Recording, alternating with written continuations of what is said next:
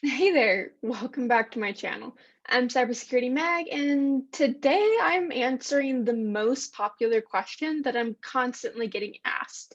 And that is, hey Meg, I don't have any formal education, I don't have any certifications, I've never worked in IT, so how can I get my first cybersecurity job? And I'm going to tell you exactly what I would be doing if I was in that situation. If I had no formal education, meaning no bachelor's, no master's, what have you, if I didn't have any certifications, and if I'd never worked an IT job, this is what I would be doing.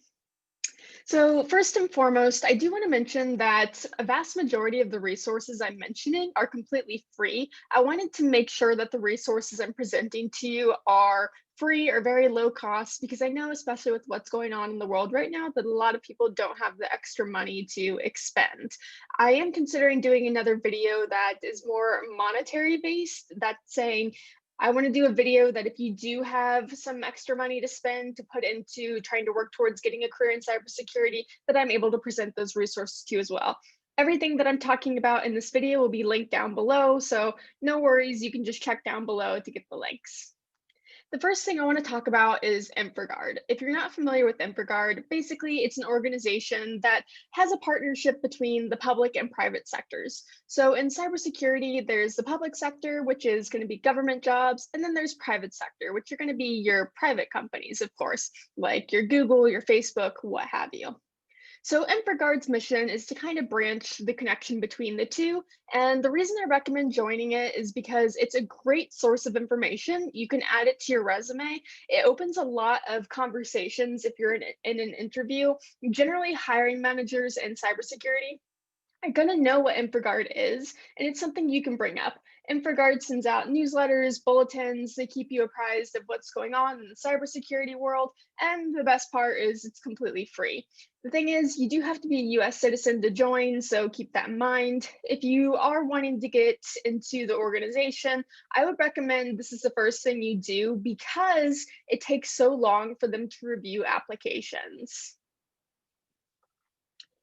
So, moving on, the second thing that I recommend, and I'll say this probably 10 times throughout this video, is networking, networking, networking. Half of the battle of getting into cybersecurity or really any career is who you know, the connections you have, and kind of whose circles you run in. So, one of the websites that I really like to use is meetup.com. If you literally just type in the name of your city, whether it's, London cybersecurity groups meetup or Dallas cybersecurity groups meetup, then it's going to bring up an entire list as you're seeing here that are local to your location. I'm not in Tampa. I used to live in the Tampa area though. And within information security, you can put in how many miles and it gives you a ton of different groups, how many members are in it. If you click on it, it'll tell you what their mission is, kind of what they do when they meet up, where they meet up. Granted, given COVID, a lot of these meetings are going to be online. But the reason you need to do this is these companies are generally going to be local to where you're living. So when you're attending these meetings and you're networking, you're meeting all these people who are already working actively as a professional in some field of cybersecurity in a local company. Well, Meg, why is that valuable? If you have a really great relationship with Dan and Dan works at a local company and he's in management and you are very friendly with Dan, you have good rapport, he knows you're professional, that you're looking to get into cybersecurity. The next time Dan has an opening on his team, perhaps for an entry-level cybersecurity analyst role, and you apply, he's probably going to make the connection that he's seen your name. He knows that you're actively participating outside of your day job in cybersecurity groups, and it's going to help bridge that gap. Networking, networking, networking. I can't say it enough. So I would go on meetup.com, or really you could even go on Facebook. There are plenty of websites that help organize local cybersecurity groups or information security groups. And I would definitely join and be active. Being active is a key, actually making connections with people, being participating in discussions, what have you, and ensuring to get to know people because that's what's going to help when people remember your name should any opportunities come up. I recommend doing this early on because this is going to set the tone when you do start looking for jobs to apply to. Knowing and building these relationships several months before you start applying for jobs will give you some time to kind of build up that rapport. So everyone always asks, what is the weight and what is the importance of certifications in cybersecurity? And to be completely honest with you, if you don't have any formal education or any IT experience, certifications are a great way to kind of help get your foot into the door. I'll note right now that having a certification isn't going to automatically land you any job. There seems to be a large misconception that if you acquire a certification, it's automatically going to lead to you acquiring a job in cybersecurity. And that's just simply not true. So take that from me. I do really enjoy the CompTIA Security Plus certification because it has so many resources that are free, and I'll show you some of them a little bit later on in this video.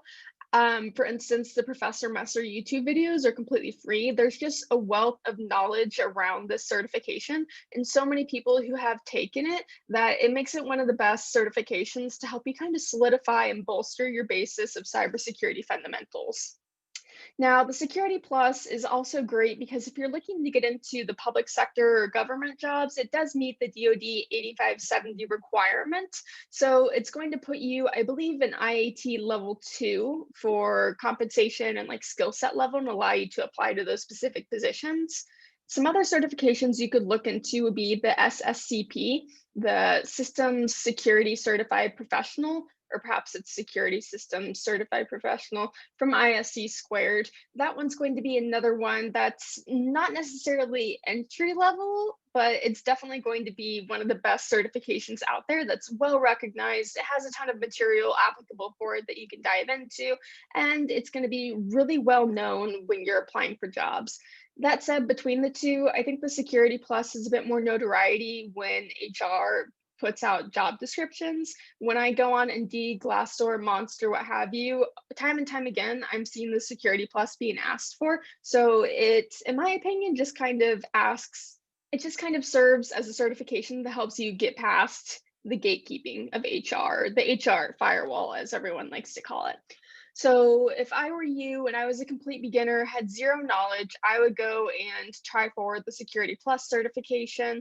I have an entire video dedicated to explaining tips and tricks on how to get the Security Plus, so you can check that out if you would like. The other thing I want to say about the Security Plus is that I feel it's beneficial regardless of which subfield of cybersecurity you're interested in. And what I mean by that is if you're looking to get into the blue team side, the red team side, which blue team, if you don't know, is generally going to be more defensive security. Red team is going to be more penetration testing, red teaming, web application penetration testing, etc. The Security Plus is going to serve as the very basics that you need to know, regardless of what field most interests you. So it's the other thing about CompTIA is their certifications are stackable. So they're very easy to kind of make a journey from one certification to the next. If you decided after taking the Security Plus that you wanted to try to get into penetration testing, then you could look into getting the CompTIA Pen Test Plus before you go ahead and try to get the OSCP, the Offensive Security Certified Professional. If you decided that you're really interested in blue teaming, then you could get your Security Plus and then take your CISA Plus, which is the Cybersecurity Analyst certification from CompTIA. And perhaps you would take that on your way to trying to get your CISSP from ISC squared, which is the Certified Information Systems Security Professional. So the CompTIA Security Plus kind of allows you to branch off and go in whatever direction that you want.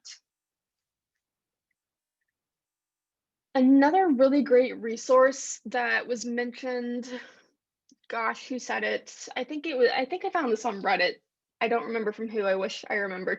Nonetheless, this is Class Central, which they're partnered with Coursera, I believe, and they offer a ton of free cybersecurity courses from a lot of top-notch educational institutions around the world. For instance, we can see Stanford, there's University of Maryland, Rochester, etc.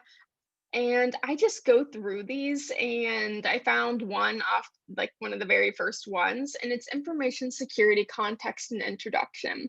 And you can enroll in it. It tells you that it's free. It's through Coursera. It tells you the length of how long it takes. And if you wanted to get a certificate, then you could pay to get the certificate. But frankly, I wouldn't do this to get the certificate. I would do this so that I could bolster my foundational knowledge. And I would add it to my resume if I finished it. That way I can show to whoever I'm hiring with, Yes, I've done the time, I put in the work, I'm using the external resources that are available to me to help kind of garner the necessary fundamental cybersecurity knowledge. So I would definitely go through here, again, I'll link down below, and figure out some of the courses that are most interesting to you. Web security fundamentals, software security, basics of cryptography, introduction to cybersecurity. These are all really great courses that are, I don't want to say imperative to getting a job in cybersecurity, but all this information is just going to make you a more well-rounded professional. I'm sure, as we've all heard, the cloud is here, the cloud is now, the cloud is the future, cloud, cloud, cloud, just like networking, networking, networking. Microsoft offers this really great opportunity where if you are a student, then you can have $100 of spend credit within Azure. You have, I believe it's 12 months to use that $100. And then after the 12 months, you can sign up for another $100.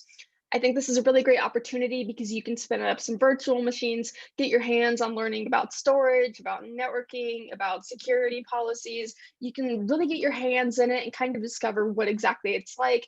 Again, this is something that's really great to bring up in an interview.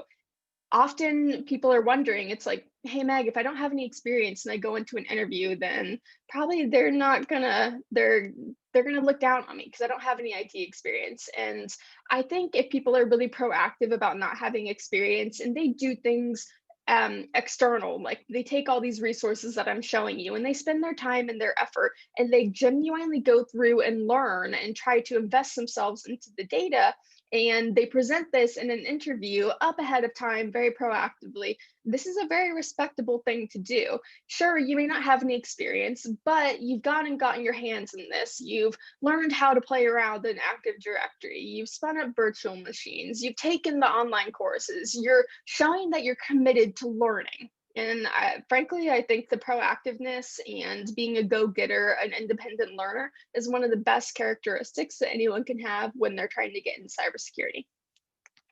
So if I were you, I would definitely take advantage of this $100. I mean, this isn't a lot, obviously. They have to make money, Microsoft, but it's definitely enough where you can get your hands wet. Hands wet.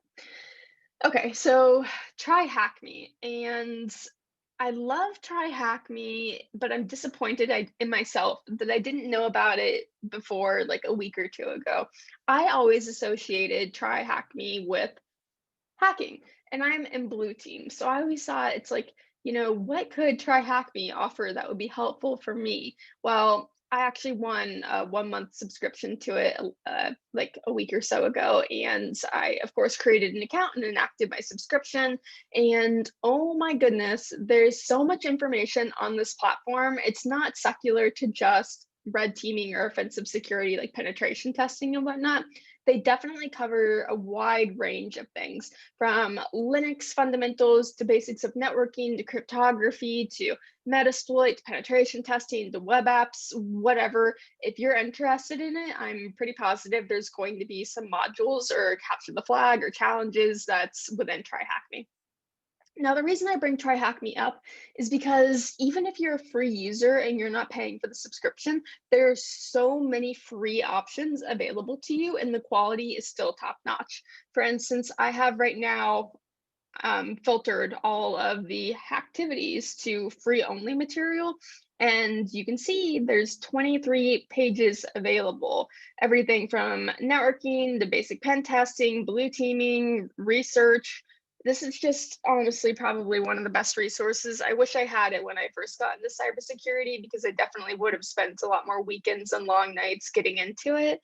Now, the other thing that I really enjoy about TryHackMe is that even if you have the money to invest in a subscription, a paid subscription, it's only $10 a month, which to me is absolutely like a fair value, in my opinion, because when I go and look at Cybrary and the competitors to TryHackMe, Cybrary, the last I checked, is like $400 or $500 a year, and TryHackMe subscription is $120 a year. So compared to the competitors, the value of what you're getting, the extreme volume of content on the platform, as well as the quality of the content, I would definitely say TryHackMe has a big win over a lot of the competitors.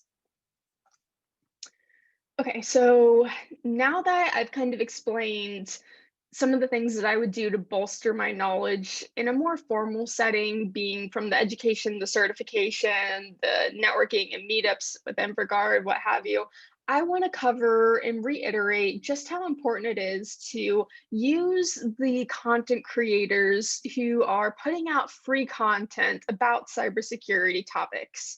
For instance, this is Tiberius. He's one of my great friends, and he is a web app penetration tester. He's been in the field for over a decade, and he often streams on Twitch and then puts his streams up on YouTube, which free content for you to watch. And if you ever attend one of his streams live, he is very communicative. He goes back and forth with people. If they ask questions in the chat, then he's definitely happy to explain to them. So just picking up these content creators and seeing who's out there on Twitch, on YouTube, on Twitter, what have you, they're putting out fantastic content. And these are people who have years and years of expertise in the field. For instance, Tiberius, he does walkthroughs of like TryHackMe challenges and whatnot. And he'll go from like, this is the very basic thing all the way to perhaps rooting something and explain how he does it. And he doesn't like pre-run through the challenges. He genuinely streams himself trying to figure it out, so you can kind of see how his brain works. But the point is there's so much free content available to you that you just need to embrace it and use it, to be honest. So if I were you and I was a complete beginner and I needed to round out my cybersecurity skills and the knowledge I had, I would definitely turn to Professor Messer's playlist on passing your Security Plus certification exam, because he literally has, I think it's 15 hours of content here that is completely free and covers so many of the basics that you should know when trying to get into cybersecurity, from business impact analysis to rootkits to viruses to pretty much DDoS, anything that you could want to learn, the basics of it, the very basics of it, granted. He has videos on it, and he also offers study groups. I believe it's once a month, where he streams live on YouTube. It's the same time and same day every month, I believe. He does like live questions with people. People can call in and speak to him, ask questions. This is another fantastic platform where it's completely free, and you can definitely bolster the knowledge that you have just by watching this. And it's obviously not limited to Professor Messer. There are tons of content creators on YouTube who are putting out top-notch content for free. So instead of having to pay for it or try and go spend, $40,000 a year on a formal education, which I'm not knocking because I do have 2 degrees, but it's definitely a better alternative if you don't have that kind of finances and capital to expend. One of the most highly underrated sources of cybersecurity information, specifically for keeping up to date on what's happening in the cybersecurity world, what kind of incidents are going on, what news is happening, what's trending in terms of tools, what new exploits and 0 days have come out, is Twitter. I did not have Twitter up until about 2 months ago, and I'm deeply disappointed in myself and regret it because I've made so many fantastic connections on this platform. There are so many professionals on Twitter in the cybersecurity world. There's a whole little community of cybersecurity people on Twitter, and everyone, for the most part, is very kind, very helpful. They answer the beginners' questions, they're sharing knowledge, discussing topics, and often they're presenting incidents and things that are occurring, like exploits in the wild and whatnot, before a lot of the major news outlets are picking it up. So that's really cool. But the point is, I would use Twitter if I was completely new to A, do my networking, B, to keep up to date on what's going on in the world, because I think this is a huge thing, especially when you go into cybersecurity interviews, is to be able to proficiently and efficiently speak to what's happening in the cybersecurity world.